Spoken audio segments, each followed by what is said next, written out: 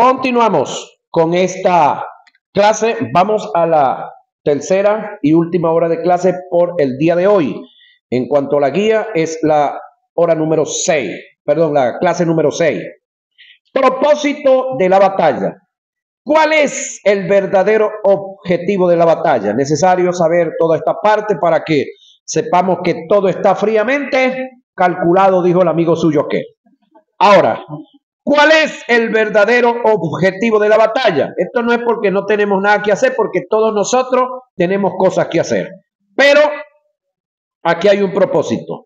Esto es importante entenderlo y tenerlo claro para evitar propósitos equivocados que me descalifiquen de la batalla sin haberla comenzado. Cuando lo que me mantiene en el reino son mis intereses y no los de Dios, ya he perdido la batalla.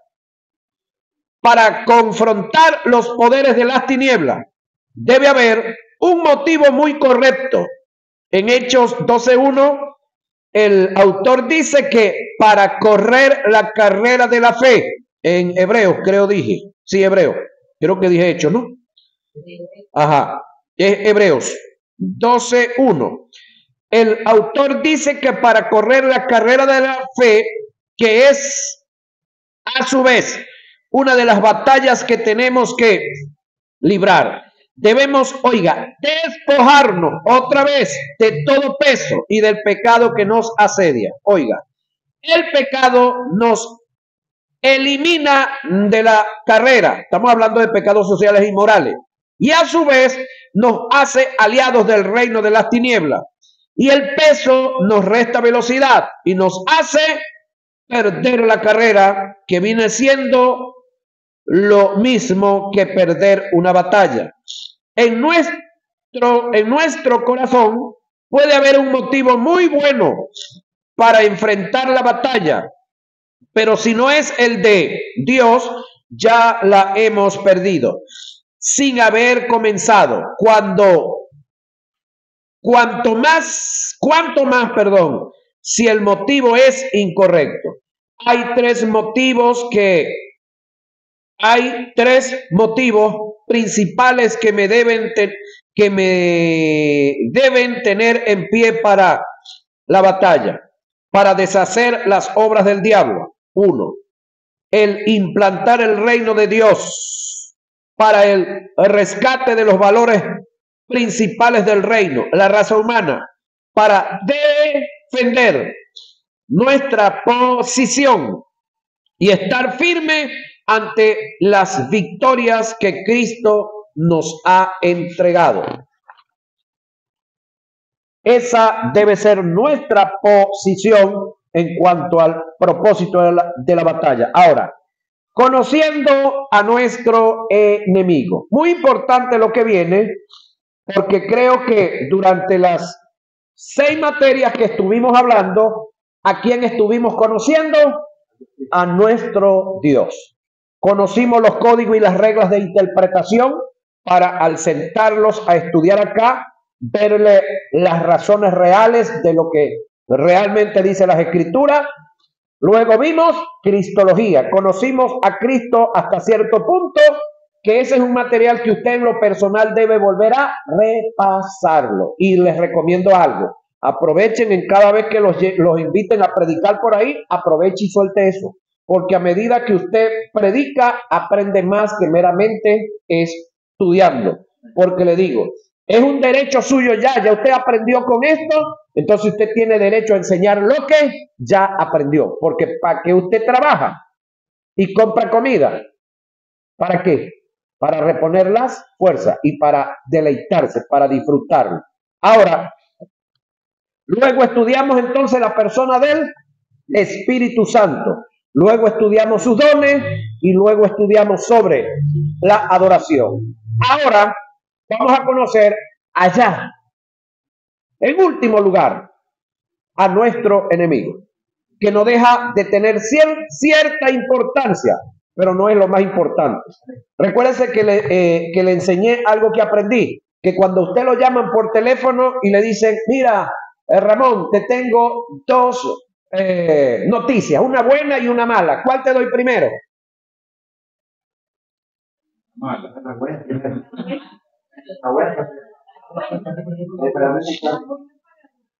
Yo creo que yo enseñé eso aquí. No, pero yo la buena. Yo aprendí de un psicólogo que dijo y que enseña que lo primero que se debe pedir es la buena. Porque con la buena, entonces yo me nutro psíquicamente, me fortalezco, yo me animo. Ese es en primer lugar. Lo otro es, por si acaso me están llamando y ya el saldo se le está terminando. Y me dijo la buena. Si no hay chance para la mala, no hay problema. Si es la batería que está que se muere, tampoco hay problema. Y si es que se salió a cobertura, con la buena estoy fino.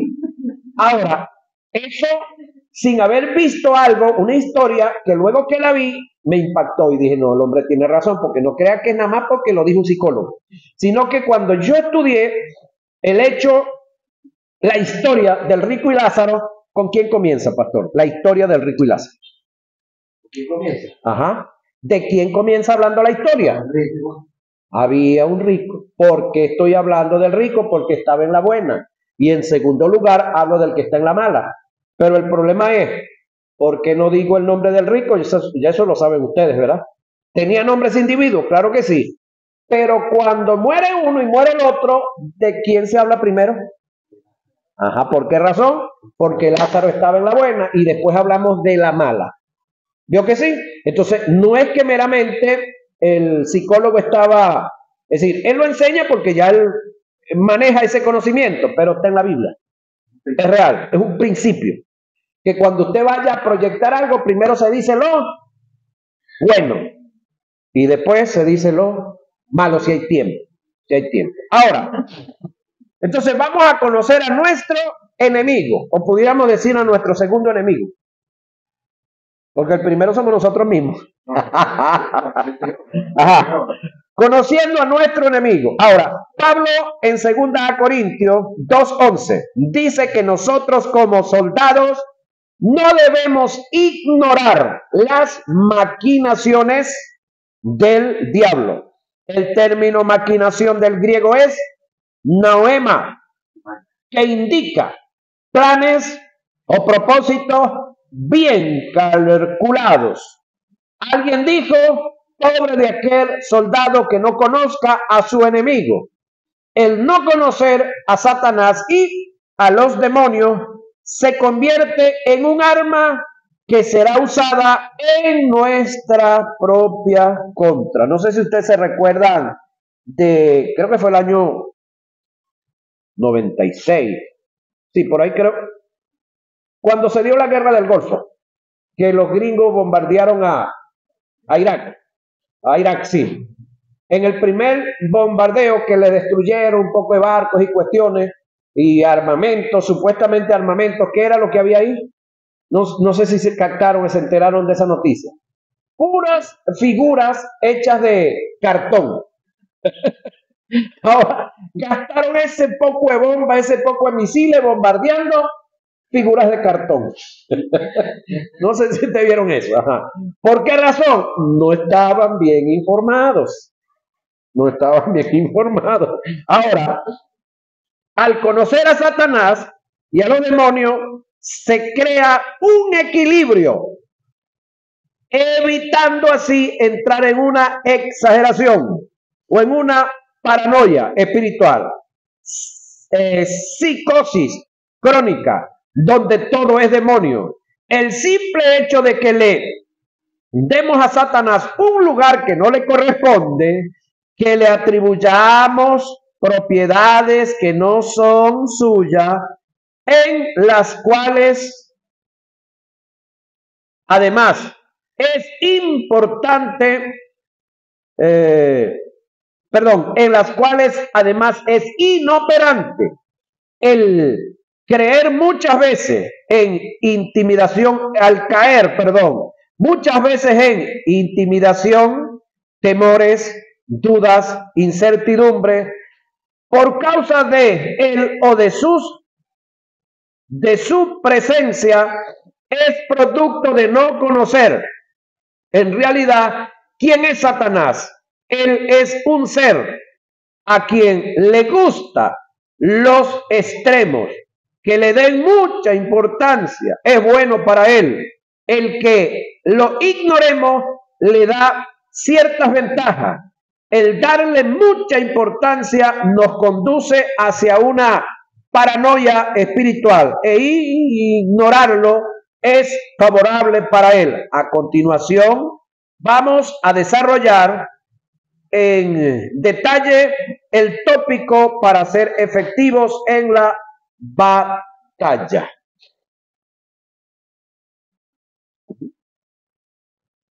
Ok, vamos, después de un cafezazo, a seguir acá. Me viera Briseño por ahí. Oye, aquel hasta con el café me está... Bueno, soy discípulo, ¿no? Discípulo hace la de su maestro, ¿verdad? Para comenzar a analizar a Satanás ante su caída, para tener una mayor percepción de este ser con relación al servicio y a la responsabilidad que tenía ante Dios. Y así entender que no estamos tratando con cualquier ser. Entre sus cualidades tenemos: era protector, Ezequiel 28, 14 y 16 del hebreo Sacac, que indica entretejer, tiene que ver y da la idea de abrazar para cubrir por encima, cercar, proteger, arrojar una cubierta, defender o ocultar, levantar. Eso es el término protector. Es así parecido como a este instrumento que usan los pescadores para pescar, una atarraya. Al tirar una atarraya, todo lo que está ahí viene para afuera. ¿Sí? Ahora, eso era una de las posiciones que este animal tenía. Allá. Sello de la perfección, Ezequiel 28, 15. Del hebreo tamín, que significa íntegro, cabal, irreprochable. Literalmente el texto dice: eras íntegro, cabal, irreprochable en todo lo que hacías. Pero el verbo me dice tiempo pasado. Sí, hacías. Ajá. Eras. Correctísimo. Ahora, por esta causa, Satanás quiere mantenernos en las prácticas de pecado, porque él sabe lo significante y el valor que tiene para Dios el que podamos alcanzar un nivel de santidad de acuerdo a los principios del reino. Este término del hebreo tamín fue el que Dios utilizó para hacer referencia a Job 1:1 y 2:13. El título sello de perfección no solo es atribuido a sus aptitudes y a su manera de conducirse, sino a su belleza física y mental, atribuyéndole la perfección no solo a él como lo creado, sino también a su creador, resaltando que dicha obra tan perfecta venía de las manos de la perfección misma, que es Dios. Esto se puede entender cuando leemos el contexto subsiguiente. En el verso 12 del capítulo 28 dice: tú eres el sello de perfección, lleno de sabiduría y acabado de hermosura. Sello de la perfección también es aplicable a quien representa y manifestaba la perfección de Dios, a aquel por quien Dios se sentía orgulloso. Esto lo decimos tomando en cuenta el pasaje de Job 1:1 y 2:3. Después de las personas de la deidad, Satanás ocupaba el cuarto lugar en perfección y en poder y en posición de mando, de gobierno. ¿Sí? después en este caso Jehová, del Verbo y del Espíritu Santo. Ahora la pregunta es, ¿quién creó este ser cuando era Luzbel? Creo que cuando estudiamos neumatología, les expliqué quién era la mano creadora de Dios. Entonces, si el Espíritu fue el creador, podríamos estar claros que en el mundo espiritual este reconocimiento sigue estando. Es tanto así que por allá un ángel, si mal no recuerdo es Miguel, cuando contendía con el diablo por el cuerpo de Moisés, creo, sí, dice Jehová te reprenda. ¿Por qué dice Jehová te reprenda? Porque en el tiempo antiguo, antes de Satanás estar caído, era el jefe de él. Había una superioridad. Y entonces el ángel no refirió palabras sobre este individuo, sino que acudió ¿a quién? Al superior, a la mayor instancia. Porque este, aunque caído, tuvo un tiempo que era. Entonces, no era o no es, o no fue, en este caso, cualquier cosa, este animal, este ser. Ahora, adorador. Los grandes exégetas bíblicos dicen que cuando este ser se disponía a adorar a Dios, de su garganta salía como una orquesta filarmónica. Él solo bastaba para adorar a Dios. La Biblia no hace referencia de Satanás, o en este caso Luzbel, como adorador, pero a causa de su hermosura y perfección, él como creador fue motivo de adoración al creador. Cuando las huestes angelicales veían a Luzbel, a causa de su hermosura y acabado y esplendor, adoraban a Dios por su creación. Era tanta la manifestación de su creación que cuando fue creado se prepararon los instrumentos para celebrar su creación. Igualmente, esta apariencia presenta a este ángel en su creación como diadema de alabanza a su creador. Ezequiel 28:13. Es decir, no es que el tipo era un adorador, sino que por causa de su creación, por causa de su belleza, por causa de su hermosura, las huestes celestiales, ángeles, arcángeles, querubines y serafines, que era lo que existía para ese momento, adoraban al creador. No es directamente que el tipo era una orquesta filarmónica andante. No, no es lo que dice la escritura. Ahora, si así como el dolor para algunos cantantes es la musa para inspirarse y cantar aquella, Corazón de Concreto, ¿no? Y otras más por allá. Entonces se inspiran en el dolor de ellos o en el de otro. Aquí era al revés. Se inspiraban en la belleza y en la hermosura de uno para adorar y glorificar. Si Luzbel era inspiración de adoración a causa de su creación, ¿quién podría negar que fuera un adorador?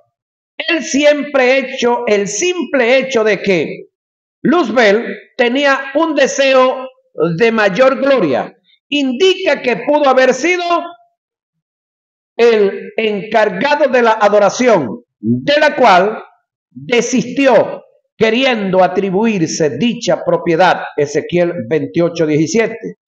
Esto es notorio en la tentación a la cual sometió a Jesús. Satanás buscó la forma de que de parte de la deidad se le brindara adoración y cumplir así con el contraste de lo que él hacía. Es decir, en la tentación se refleja el más íntimo deseo que en él se realice lo que él ejecutaba, y esto nos puede dar indicios de que Luzbel sí era un adorador, en este caso ante Dios. portador de luz. El término lucero de la mañana en griego es la palabra fósforo, que es un término compuesto que significa portador de luz. Vulgarmente, Lucifer. Isaías 14, 22. Este término es una de las características que se le atribuye a Cristo. Según segunda de Pedro 1, 19, como el que refleja y porta la Shekinah o gloria de Dios. Estas mismas características estaban en Luzbel. Se dice que este ser se colocaba delante de la presencia de Dios y la gloria de Dios caía sobre él. Y a su vez, la gloria de Dios se reflejaba por todos los cielos. Luzbel hacía las veces de un rubí cuando lo colocan detrás de una luz. Y el rubí se encarga de reflejar la luz en diferentes ángulos y colores. Sin embargo, de repente ustedes nunca han tenido, yo no sé lo que es un rubí, nunca lo he tenido, pero sí he tenido un espejo y alumbrado a otro. De repente usted también lo hicieron con un espejo allá y molestábamos a los demás y les metíamos la luz con el espejo, ¿verdad? Bueno, algo así similar era este ser, porque recuérdense que en aquel tiempo no existía el sol ni la luna, tampoco existían las estrellas. Estamos hablando de un tiempo en el cual no existía la noche efecto ni existía el día luz efecto. Lo que alumbraba todo era Dios, la luz de Dios. Y ese tiempo va a volver. ¿Sabe usted que ese sol que está arriba se va a apagar y esa luna que está arriba se va a apagar? Por supuesto, al apagarse el sol se apaga la luna, porque de ahí es donde viene la luz. ¿Sí? Y eso viene, es decir, señales astronómicas. En Joel está escrito, y en el capítulo 2 de Hechos se cumplió parte de la profecía en la manifestación del Espíritu. Pero las señales astronómicas no, se van a dar en el periodo de la gran tribulación. ¿Sí? No hace cualquier cosa fácil, ese detallazo, que lo vamos a ver en la materia que viene después de esto. Ahora, el ornamental que Luzbel tenía con piedras preciosas sugiere una apariencia con todo el esplendor. Debemos observar que las piedras preciosas que se mencionan, tales como cornelina, topacio, jaspe, crisólito, berilo, onice, zafiro, carbunclo, esmeralda y oro, de todas ellas conozco el oro, solo son nombradas 3 veces en la Biblia, en diferentes usos, con diferentes características. En el pectoral del sumo sacerdote, indicando la gracia divina. En la Nueva Jerusalén, que refleja la gloria y magnificencia de Dios. Y como parte de las vestiduras de este gran ángel, representaba el acabado y cuidado de Dios en su creación. Analicemos a Satanás, analicemos a Satanás después de su caída, o en este caso a Luzbel después de su caída. Satanás no es la contraparte de Dios, pero tiene poder. Muy importante que analicemos y captemos esto. Satanás no es la contraparte de Dios. Es decir, hablando como entendemos aquí en esta parte del mundo, Dios no tiene padrotes. Dios no tiene quien lo pueda aterrar, asustar, no, para nada. La contraparte se dice de aquel que, además de llevar la contraria, posee los mismos poderes, propiedades y cualidades de su opositor. Satanás es una criatura, Dios es el creador, casi nada. Por lo consiguiente, nunca podrá ser su contraparte. Satanás está en oposición a Dios. y es su peor y principal enemigo. Sin embargo, hay quienes equivocadamente le han dado a Satanás una posición casi similar a la de Dios. Y esto tenemos que erradicarlo, corregirlo en el pensamiento de la iglesia. Voy otra vez. Cuando hablamos de las posiciones de Dios, creo que estuvimos estudiando sobre él. Hay 5 únicas en Dios: eterno, infinito, omnisciente, omnipresente y omnipotente. Únicas de Dios. Más nadie las tiene. ¿Sí? Y en este caso, el Elohim, el creador. El diablo no ha podido crear, pero es nada, nada. Todo lo creado es creado por Dios. Todo el ecosistema. En nuestra iglesia tenemos cristianos que viven intimidados, amedrentados, amenazados y cohibidos por la mala información que tienen acerca de Satanás y su posición. A Satanás no hay que subestimarlo en el mundo espiritual. Antes de caer, ocupaba el 4º lugar, que vendría siendo él primero, después de la deidad.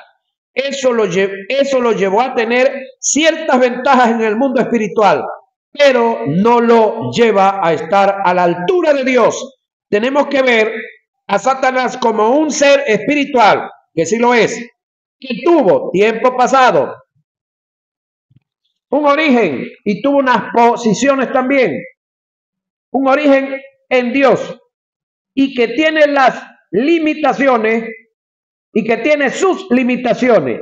No lo debemos comparar con Dios. Él no es la contraparte de Dios. Satanás es un ser sobrenatural, indiscutiblemente. Pero pregunto, ¿en usted y en mí ya no hay un área que es sobrenatural? Por supuesto, el espíritu. Nosotros ya no necesitamos ir a un sitio para recibir la palabra sobrenatural, porque la palabra sobrenatural está en nosotros. Ya hay en nosotros un área sobrenatural. Ya la muerte espiritual la vencimos en Cristo, juntamente con Cristo. Ahora, pero no es soberano Satanás, como lo es Dios. Su poder. Ok, ya hablamos del sujeto. Vamos a hablar de su poder. Lo primero que debemos tener claro es que cuando Cristo venció al diablo, le quitó la autoridad. Importante esto. No el poder. Hablar de poder y de autoridad que Satanás tenía en ese momento son 2 cosas diferentes. El poder se conoce como la potencia que Satanás tiene en él, y la autoridad es el derecho que tiene, o en este caso tenía, para desatar el poder. Hay que tomar en cuenta factores que están relacionados al poder satánico y que son muy determinantes para confrontar a Satanás.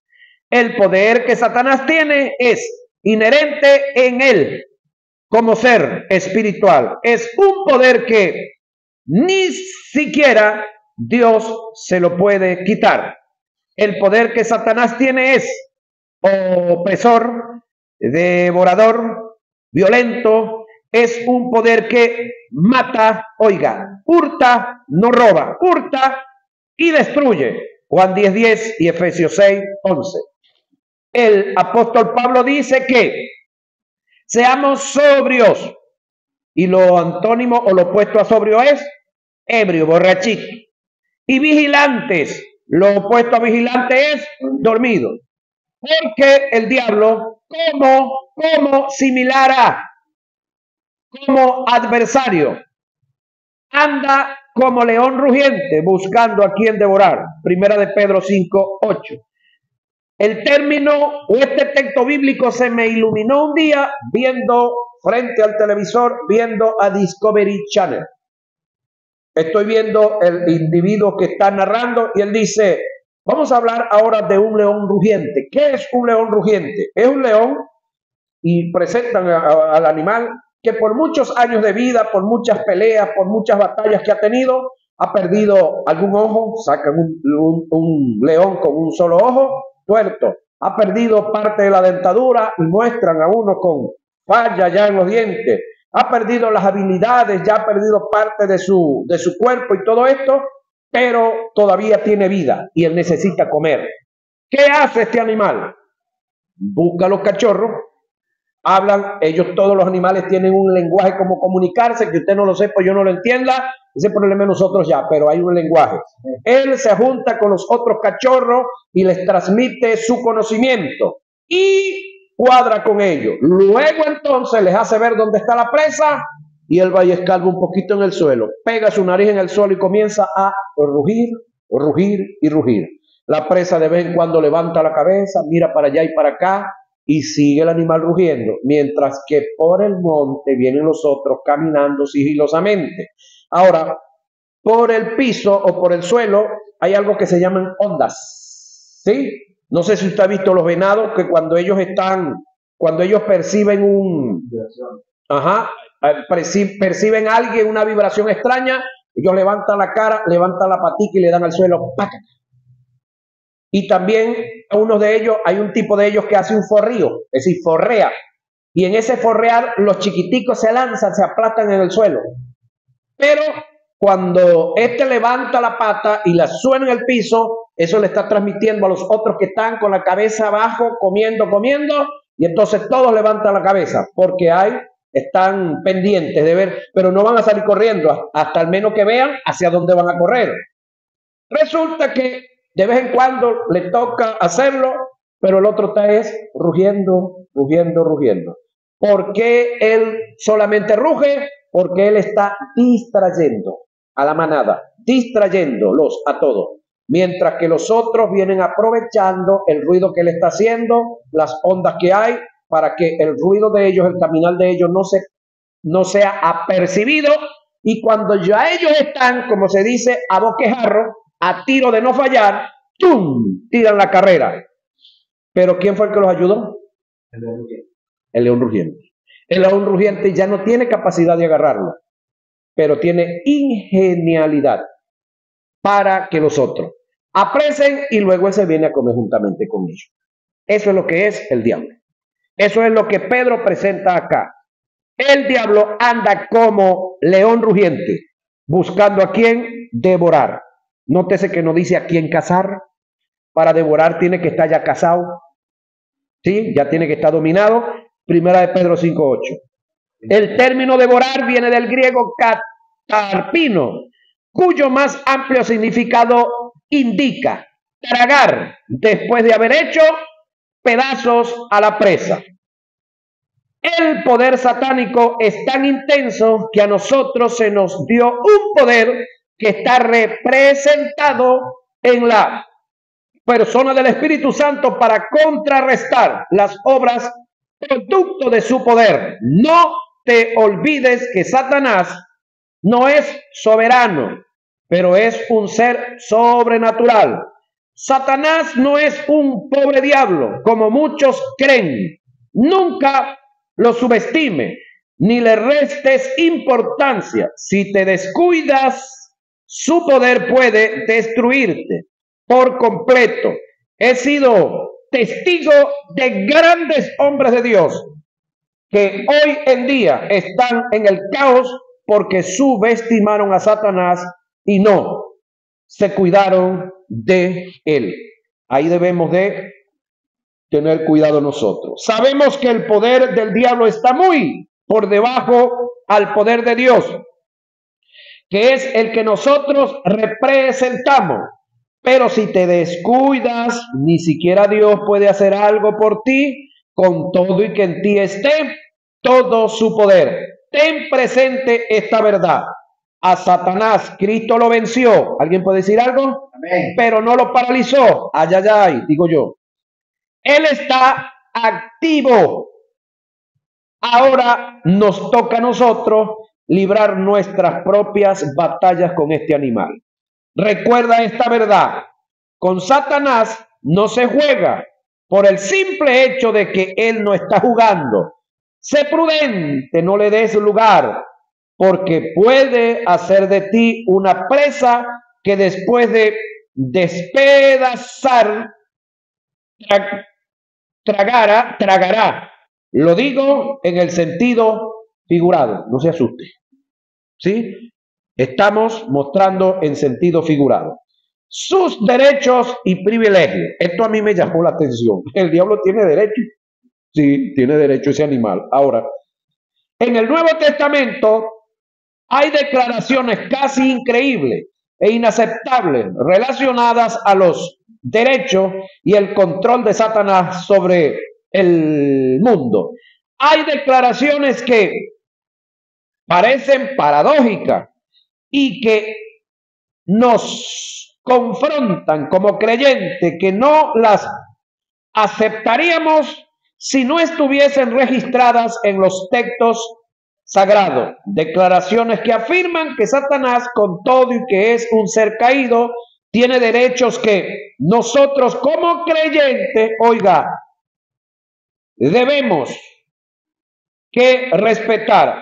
A continuación vamos a estudiar algunos pasajes que dan testimonio de lo antes dicho. En Lucas 4:5 dice que Jesús, después de ser lleno del Espíritu Santo, fue tomado por el diablo y lo llevó a donde él quiso. Para tentarlo, Jesús tuvo que entrar en un estado probatorio, y este era un derecho que Satanás tenía. Dios Padre lo entendió y el Espíritu Santo lo aceptó y lo dejaron solo. Ellos no pudieron evitar ese acontecimiento. Era un derecho que Satanás tenía y debía ser respetado. Lo otro que hay que tomar en cuenta es que Jesús nunca invadió terreno satánico. Es decir, nunca usted va a conseguir a Jesús con una pancarta diciendo se echan demonios fuera a domicilio. Nunca andaba ofreciéndose. ¿Qué era lo que andaba haciendo Jesús? Predicando la palabra, llevando el mensaje de salvación. Demonio que salía, para afuera. Enfermedad que conseguía por camino, para afuera, decimos aquí en Lara criollamente, ¿no? Y es para afuera. Entonces, no era esa el ofrecimiento de Jesús. Ahora, resulta que él siempre respetó los derechos de Satanás. Jesús nunca dijo, toda potestad me ha sido dada, hasta que primero venció la muerte, el Hades, para luego vencer al diablo y quitándole y despojándolo de la autoridad que Adán le había entregado. Si analizamos bien la tentación, Mateo 4:1 al 11, la Biblia dice que Satanás llevó a Jesús a un monte alto y le mostró todos los reinos de la tierra y le dijo, a ti te daré todas estas potestades y gloria de ellos, porque a mí me fueron dadas y a quien quiero se las doy. Observa que las potestades y los reinos le pertenecían a Satanás. Adán se los entregó. De no ser así, entonces lo que pasó Jesús no fuera tentación y Satanás no tenía nada que ofrecer, pero sabemos que Satanás le ofrece a Jesús lo que él poseía, lo que el hombre le había entregado. Jesús conocía esta situación y por eso nunca se atribuyó autoridad hasta que no la obtuvo. Filipenses 2:9 y 11. Después de haber vencido la muerte, o en este caso el pecado, para luego vencer la muerte, el Hades, y posteriormente vencer al diablo, en su resurrección Jesús exclamó, toda autoridad me ha sido dada en el cielo y en la tierra. Mateo 28:18. Ahora la pregunta es, toda esa autoridad, todo ese señorío y todo ese dominio que Jesús obtuvo por su guerra que tuvo con el diablo y por todas las batallas que luego libró, ¿se las llevó para el cielo? La pregunta sería, ¿para qué? ¿Será que todo ese poder que Jesús obtuvo sobre el diablo se lo llevó para el cielo? ¿Para qué lo va a necesitar? Buena pregunta esa. ¿Dónde quedó eso?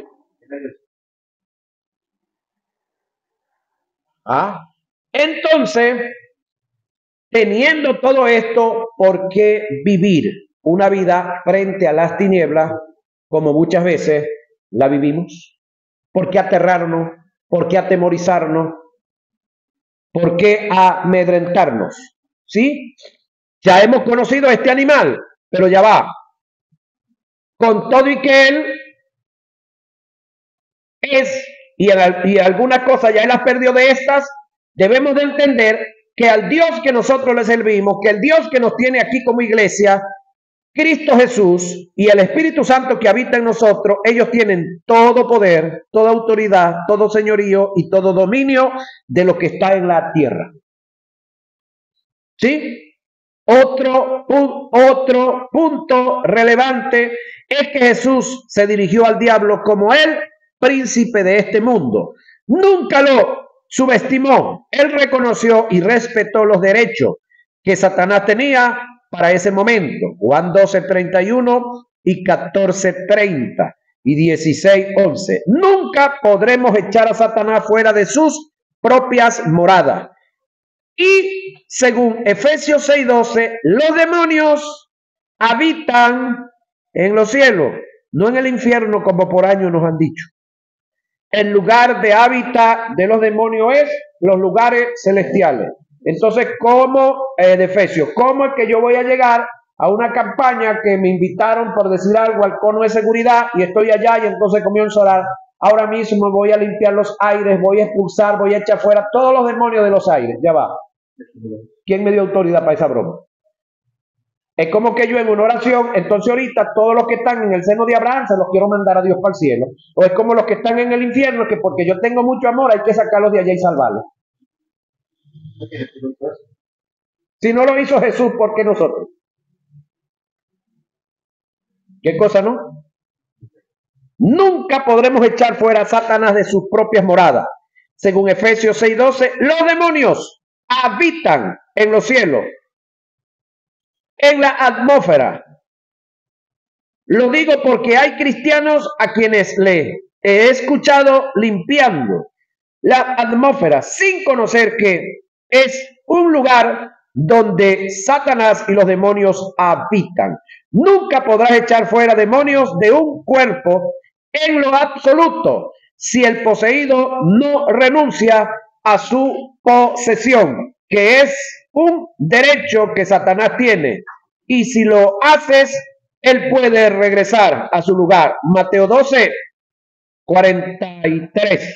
Lucas 11:24 y 26.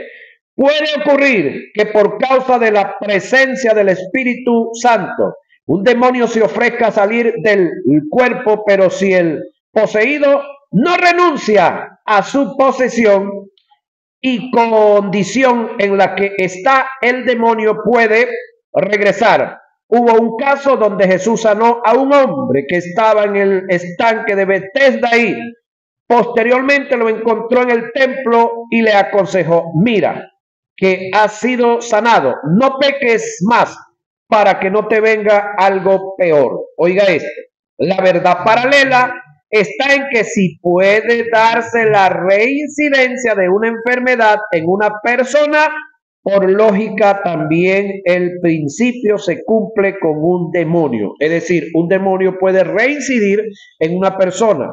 Otro aspecto importante es que nunca podremos enviar a los demonios a los abismos o a los infiernos o a lugares de tormento por ciertas razones. ¿Cuáles serán esas razones? ¿Las quieren saber? Y les gustaría, ¿verdad? Bueno, vamos a rematar esa tonterita ahí, de poquitico. Los demonios no pueden ser enviados a lugares de tormento si primero no son juzgados. Este es el principio. Se les tiene que juzgar para darles el veredicto y luego enviarlos al lugar de tormento. Esto fue notorio con el endemoniado gadareno, los demonios apelaron a sus derechos y ellos pidieron no ser atormentados antes de tiempo. Saben que viene un tiempo en el cual van a ser atormentados.